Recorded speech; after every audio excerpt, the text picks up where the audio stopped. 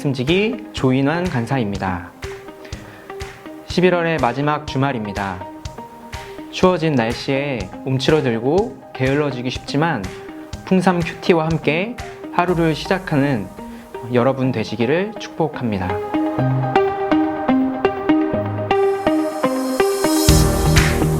오늘 본문은 이렇게 시작합니다. 이후에 삼손이 소래 골짜기에 들릴라라 이름하는 여인을 사랑하매. 삼손이 한 여인을 사랑한다는 말로 시작하는 이 패턴은 14장에 나오는 패턴과 비슷합니다. 14장에서도 삼손이 딥나의 한 여인을 사랑하면서 이야기가 전개되었습니다. 사사 삼손은 이스라엘 백성 중에서도 구별된 나실인이었습니다. 민수기 6장 2절은 나실인에 관하여 이렇게 설명하고 있습니다. 이스라엘 자손에게 전하여 그들에게 이르라.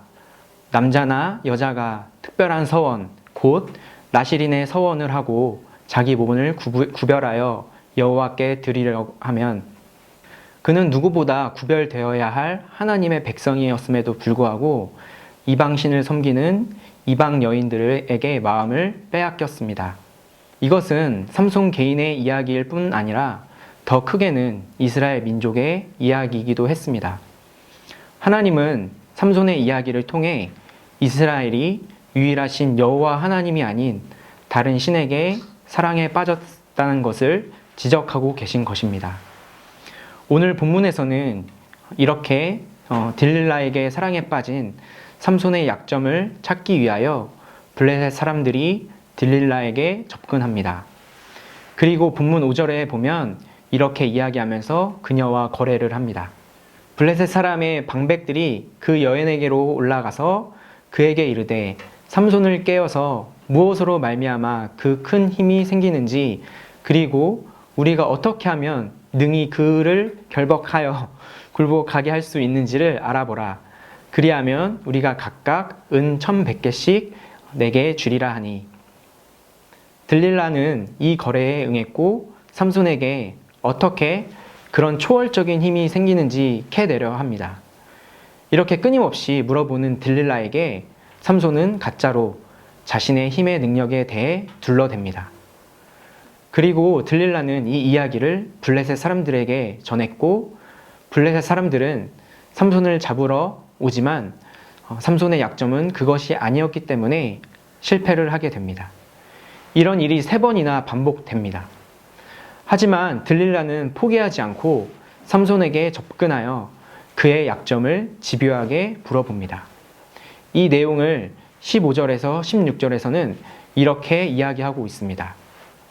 들릴라가 삼손에게 이르되 당신의 마음이 내게 있지 아니하면서 당신이 어찌 나를 사랑한다 하느냐. 당신이 이로써 3번이나 나를 희롱하고 당신의 큰 힘이 무엇으로 말미암아 생기는지를 내게 말하지 아니하였도다 하며 날마다 그 말로 그를 재촉하여 조름해 삼손의 마음이 번뇌하여 죽을 지경이라. 결국 삼손은 자신의 큰 힘이 어디서 나오는지 딜릴라에게 이야기를 해줍니다. 그 결과 삼손은 블레셋 사람들에게 붙잡혀 눈이 뽑히고 옥에서 맷돌을 돌리는 신세가 되고 맙니다.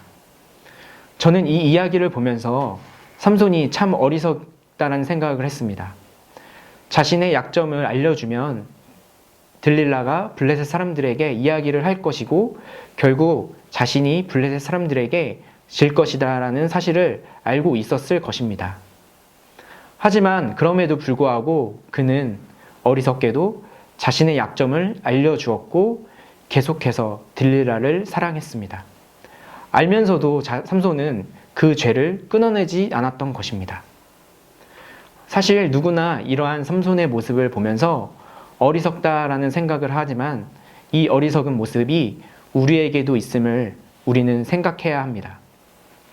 우리도 하나님의 구별된 거룩한 백성이지만 그런 정체성과 상반되는 죄된 모습이 있습니다.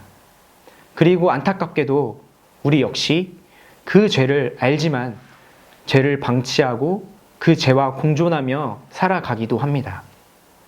여전히 여러분 안에 포기하지 않고 함께 공존하고 있는 죄악은 무엇입니까? 여전히 놓지 못하고 있는 죄된 습성은 어떤 것들이 있나요? 삼손은 알면서도 방치한 죄로 인해 결국 영적인 파멸의 길을 걸었습니다.